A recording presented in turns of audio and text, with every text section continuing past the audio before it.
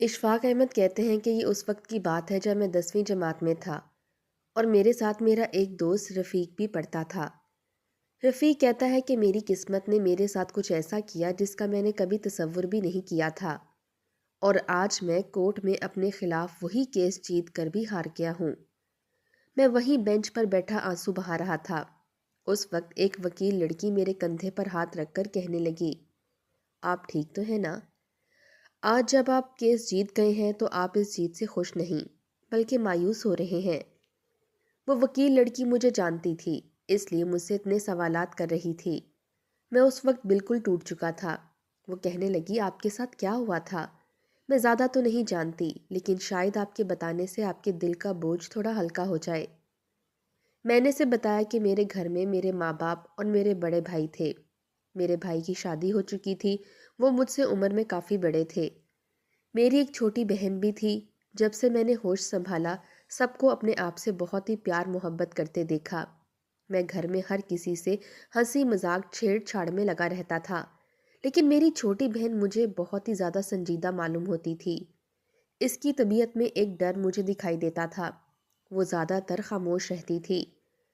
میں اس وقت 10ویں کے امتحانات کی تیاری میں لگا ہوا تھا۔ سارا بزنس بڑے بھائی اکیلے ہی سنبھالتے تھے۔ میری بھابھی بھی مجھ سے کافی اٹیچ تھیں۔ بھابھی کی عمر تقریباً 40 سال تھی، لیکن ان کے ہاں اب تک کوئی اولاد نہیں ہوئی تھی۔ مجھے دیکھ کر ان کے چہرے پر بھی مسکراہٹ آ جاتی تھی۔ امی اور ابو تو کافی بوڑھے ہو چکے تھے، اس لیے وہ زیادہ گھر کے مسئلے مسائل سے دور ہی رہتے تھے۔ ایک روز ہم لوگ کھانا کھا کر باہر ریسٹورنٹ سے گھر لوٹ رہے تھے۔ بھائی اور بھابھی ایک کار میں تھے اور دوسری گاڑی میں ہم سب گھر والے تھے، لیکن ہم لوگ تو گھر تقریباً 1 گھنٹے میں پہنچ چکے تھے۔ بھائی اور بھابھی اب تک گھر نہیں پہنچے تھے۔ اتنی دیر میں فون کی بیل بجنے لگی۔ میں نے جلدی سے فون اٹھایا اور جو بات مجھے بتائی گئی، میرے ہاتھ سے فون چھوٹ گیا۔ میں نے گھر والوں کو ساتھ لیا اور بہت مشکل سے ہسپتال پہنچا۔ بھائی کی لاش سامنے ہی رکھی تھی اور ان کی چیزیں ہمیں پہچاننے کے لیے دی گئی تھیں۔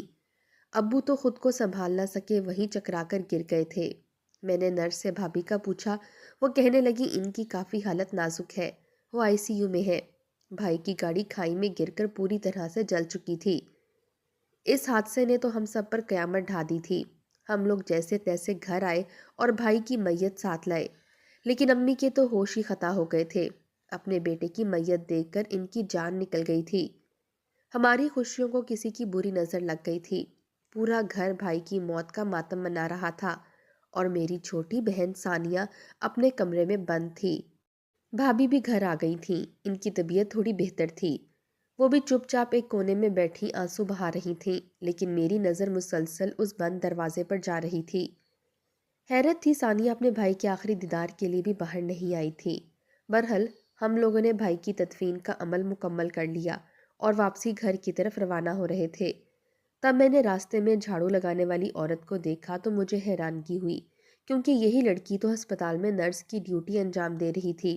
میں نے سوچا یہ سب میرا وہم ہے۔ ایک روز میں نے رات کو بھابھی کے کمرے سے کچھ آوازیں محسوس کی۔ میں فوراً بھابھی کے کمرے میں گیا تو بھابھی میری بہن کو ڈانٹ رہی تھیں۔ مجھے دیکھ کر ثانیہ کو گلے سے لگا لیا اور ثانیہ کو دلاسا دینے لگی، مگر ثانیہ مجھے دیکھ کر اپنے کمرے میں بھاگ گئی۔ میری تو سمجھ میں کچھ نہیں آیا تھا۔ میں چپ چاپ اپنے کمرے میں چلا گیا تھا۔ ایک طرف ثانیہ کا برتاؤ اور دوسری طرف بزنس کی فکر مجھے کھائے جا رہی تھی۔ کچھ دن ایسے ہی گزر گئے تھے۔ بھابھی کی عدت پوری ہو چکی تھی۔ آج میں اسکول سے جیسے ہی گھر لوٹا، میرے اوپر تو آسمان ہی ٹوٹ پڑا جب میں نے وہاں کا منظر دیکھا۔ بھابھی دلہن بنے گھر کے لاؤنج میں بیٹھی ہوئی تھیں اور خاندان کے کچھ لوگ بھی اس وقت ہمارے گھر میں موجود تھے۔ امی اور ابو کے چہرے سے تو پریشانی صاف دکھائی دے رہی تھی، مگر کیا ہو رہا تھا میری کچھ سمجھ نہیں آ رہا تھا۔ اور ایک وکیل بھی گھر میں موجود تھا جو کچھ پیپر ہاتھ میں پکڑے کھڑا تھا۔ جیسے ہی میری نظر اوپر گئی، ثانیہ اپنے کمرے کے باہر کھڑی مجھے کچھ اشارہ کر رہی تھی۔ شاید اس کے اشارے کا مطلب میری انکاری تھا، لیکن میرے کچھ بولنے سے پہلے ہی میرے ابو میرا ہاتھ پکڑ کر ایک کونے میں لے گئے، اور ابو نے مجھ سے جو کہا مجھے سن کر ایک زوردار دھچکا لگا کہ ابو مجھے بھابھی سے نکاح کرنے کو کہہ رہے تھے۔ میں نے کہا، ابو یہ سب آخر کیوں اور کیسے؟ اتنی دیر میں امی بھی وہاں چلی آئیں اور کہنے لگی، بیٹا اس وقت یہ ہماری عزت اور خاندان کی عزت کا سوال ہے۔ بس یہ سمجھ لو، ہم لوگ جو فیصلہ کریں گے اسی میں ہم سب کی بہتری ہے۔ میں نے کہا، آپ لوگ یہ سب کیا کہہ رہے ہیں؟ آپ جانتے بھی ہیں کہ اتنی دیر میں امی اور ابو میرے آگے ہاتھ جوڑنے لگے اور کہنے لگے، دیکھ تیرے ہاتھ میں ہی سب کچھ ہے۔ یہ سن کر میرا سر پھٹنے لگا کہ امی ابو یہ سب کیا کہہ رہے تھے؟ یہ لوگ کیوں مجھے زبردستی اس نکاح کے لیے راضی کر رہے تھے؟ پھر بھابھی جو مجھ سے عمر میں کافی بڑی تھی، ثانیہ مسلسل انکار کا اشارہ کی جا رہی تھی۔ پھر شاید بھابھی کی نظر اوپر گئی تو ثانیہ اپنے کمرے میں جا کر بند ہو گئی تھی۔ میری سمجھ میں نہیں آ رہا تھا یہ قسمت نے مجھے کہاں لا کر کھڑا کر دیا تھا۔ پہلے بھائی کی موت کا صدمہ، پھر اوپر سے اپنے ہی بھائی کی بیوہ سے نکاح۔ آخر ایسی بھی کیا مجبوری تھی جو امی اور ابو مجھ سے ہاتھ جوڑے التجا کر رہے تھے اور میری ہاں کا انتظار کر رہے تھے؟ اور پھر بھابھی کی بھی کون سی ایسی مجبوری تھی جو وہ دلہن بنے آرام سے بیٹھی تھی؟ میں نے بہت ہی مجبور ہو کر نہ چاہتے ہوئے بھی اپنی بھابھی سے نکاح کے لیے ہاں کر دی، اور میری ہاں سن کر تو امی ابو کی خوشی کا کوئی ٹھکانہ ہی نہیں رہا۔ وہ لوگ جلد ہی اس وکیل کے پاس گئے اور کچھ بات چیت کرنے لگے۔ ادھر میرا ذہن اب بھی کھٹک رہا تھا۔ ثانیہ مجھ سے کچھ تو کہنا چاہ رہی تھی، لیکن میرا بس نہیں چل رہا تھا کہ میں اوپر جا کر ثانیہ سے کچھ بات کر سکتا، نہ ہی وقت اور حالات نے مجھے ایسی کوئی مہلت دی تھی۔ بہرحال خود سوچنے کے بعد میں نے یہ فیصلہ کیا کہ میں یہ نکاح کر لوں گا، لیکن کمرے میں جاتے ہی بھابھی کو 3 بار طلاق بول کر یہ گھر چھوڑ کر ہمیشہ کے لیے کہیں کسی اور جگہ چلا جاؤں گا، پھر جو ہوگا دیکھا جائے گا۔ ادھر امی اور ابو وکیل سے مسلسل باتیں کیے جا رہے تھے، لیکن میرے دل و دماغ نے تو کام کرنا ہی چھوڑ دیا تھا۔ اوپر دیکھتا تو ثانیہ کا کمرہ بند ہوتا، بھابھی کی طرف دیکھتا تو ان کی ایک عجیب سی مسکراہٹ میرے دل میں شک پیدا کر رہی تھی، لیکن میری سمجھ میں کچھ نہیں آ رہا تھا۔ کچھ دیر بعد ابو اور امی میرے پاس آئے اور میرے آگے پیپر رکھ دیے، کہنے لگے، یہ نکاح کے پیپر ہیں، ان پر اپنے دستخط کر دو۔ میں نے بہت سوچا، لیکن میرے پاس اور کوئی راستہ نہیں تھا۔ نکاح پڑھانے کے بعد نکاح کے پیپرز پر بھابھی اور میرے دستخط ہو گئے تھے، اور اب بھابھی میرے نکاح میں تھی۔ مجھے تو نہایت شرم محسوس ہو رہی تھی۔ ایک تو بھابھی مجھ سے عمر میں کافی بڑی تھی، اور اوپر سے میں نے ہمیشہ انہیں اپنی ماں کے روپ میں دیکھا تھا، اور اب یہ سب کچھ میری سمجھ سے باہر تھا۔ کچھ دیر بعد سب مہمان اپنے کمروں کو جا چکے تھے اور میں اکیلا تنہا اپنے گھر کے لاؤنج میں بیٹھا تھا۔ بھابھی کو امی ان کے کمرے میں چھوڑ آئی تھیں، اور اب سے مجھے بھی بھابھی کے ساتھ بھائی اور بھابھی کے کمرے میں رہنا تھا۔ مجھے سوچ سوچ کر شرمندگی محسوس ہو رہی تھی۔ بھابھی کے ساتھ میں بھائی کی جگہ کیسے لے سکتا ہوں؟ اور میرے گھر والوں نے بھی ذرا لحاظ نہ کیا اور میرا اور بھابھی کا نکاح کر ڈالا۔ میں بہت غصے میں تھا۔ میں نے یہی سوچ رکھا تھا کہ میں کمرے میں جاتے ہی بھابھی کو طلاق دے دوں گا اور پوچھوں گا کہ آخر ایسی بھی کون سی مجبوری آن پڑی تھی کہ یہ سب کرنا ضروری ہو گیا تھا۔ میں غصے میں بھرا بھابھی کے کمرے کی طرف جا رہا تھا۔ میرے کانوں میں کچھ آوازیں محسوس ہو رہی تھیں، لیکن میں اس وقت کچھ بھی سوچنے سمجھنے کے قابل نہیں تھا۔ میں کمرے کی طرف قدم بڑھاتا گیا، اور جیسے ہی میں دروازے کے پاس پہنچا، اندر سے آنے والی آوازیں سن کر مجھے تو اپنے کانوں پر یقین ہی نہیں آ رہا تھا۔ میں نے اس وقت اندر جانا مناسب نہ سمجھا اور چھپ کر کھڑکی سے دیکھا تو میرے ہوش اڑ گئے۔ میرا فوت شدہ بھائی اور بھابھی دونوں ہاتھوں میں ہاتھ ڈالے ایک ساتھ بیٹھے ہوئے تھے، اور جب میں نے ان کی باتیں سنی تو نہ تو مجھے اپنے کانوں پر یقین آ رہا تھا اور نہ ہی اپنی آنکھوں پر کہ میں نے جو کچھ دیکھا وہی سچ تھا یا پھر بات کچھ اور تھی۔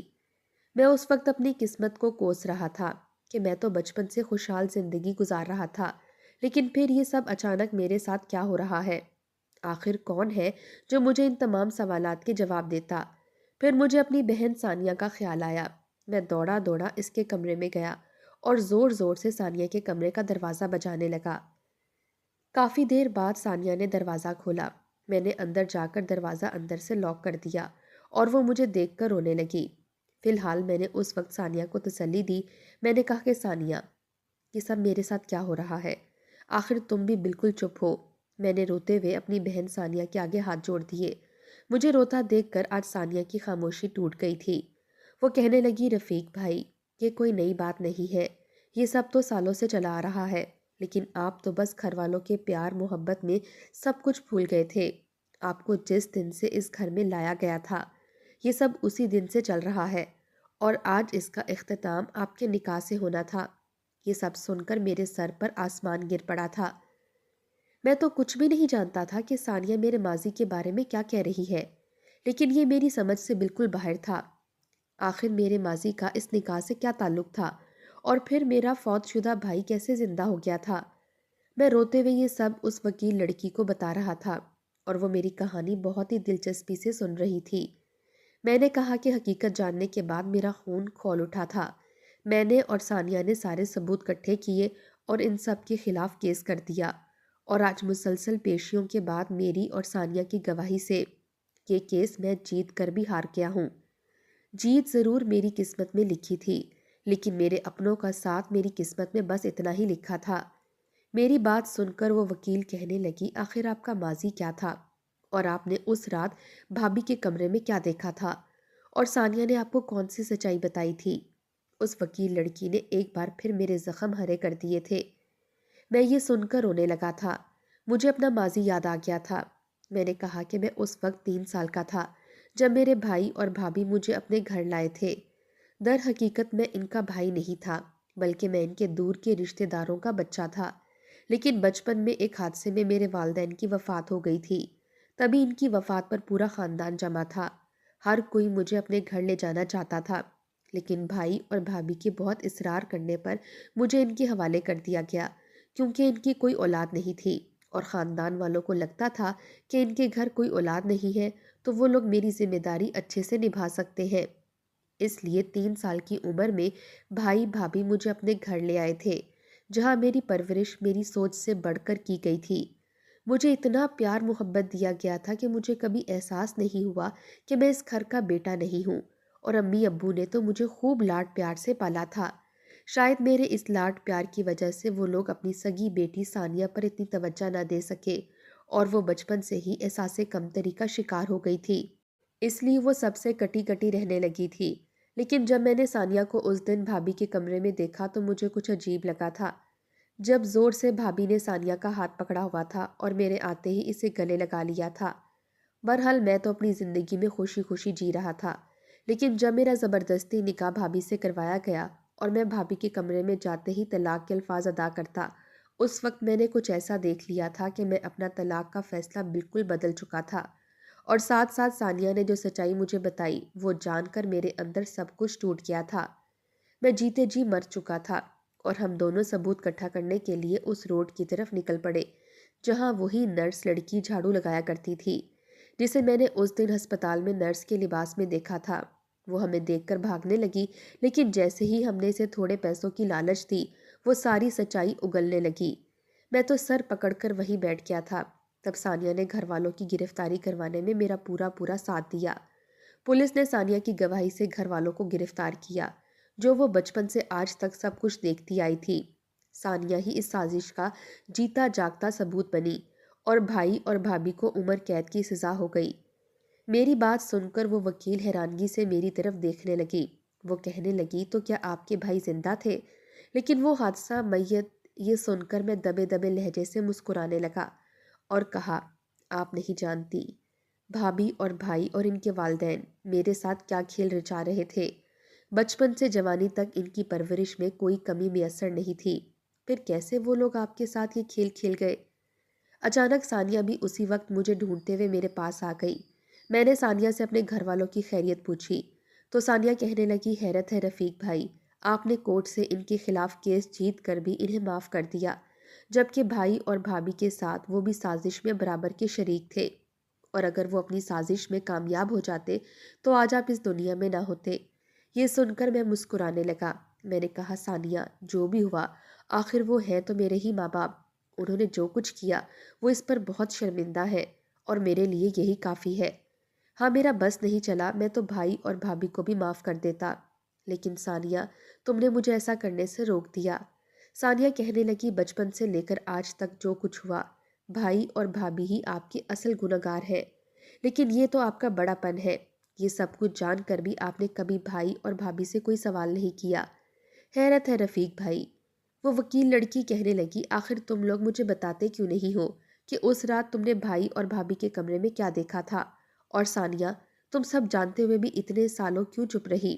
ثانیہ کہنے لگی، آگے کی تفصیل میں بتاتی ہوں۔ ثانیہ کہنے لگی کہ میں بچپن سے چپ اس لیے رہتی تھی کہ مجھے رفیق بھائی سے جلن تھی۔ میں جانتی تھی وہ ہمارے سگے بھائی نہ ہونے کے باوجود بھی امی اور ابو، بھائی بھابھی، سب کی ساری توجہ رفیق بھائی کی طرف تھی۔ لیکن جب میں نے سچائی کو پرکھا تو میرے ہوش ہی اڑ گئے تھے کہ میرے گھر والے اتنے گرے ہوئے ہو سکتے ہیں۔ جس رات بھابھی سے رفیق بھائی کا نکاح ہوا تھا، اس رات رفیق بھائی غصے میں طلاق دینے کے لیے بھابھی کے کمرے میں جا رہے تھے۔ تب بھائی نے جانی پہچانی سی آواز سنی جو بھابھی کے کمرے سے آ رہی تھی، اور پھر انہیں لگا کہ اندر کوئی موجود ہے جو بھابھی سے باتیں کر رہا ہے۔ تب بھائی نے کھڑکی سے چھپ کر دیکھا تو ان کے اوپر تو قیامت ہی ٹوٹ پڑی تھی۔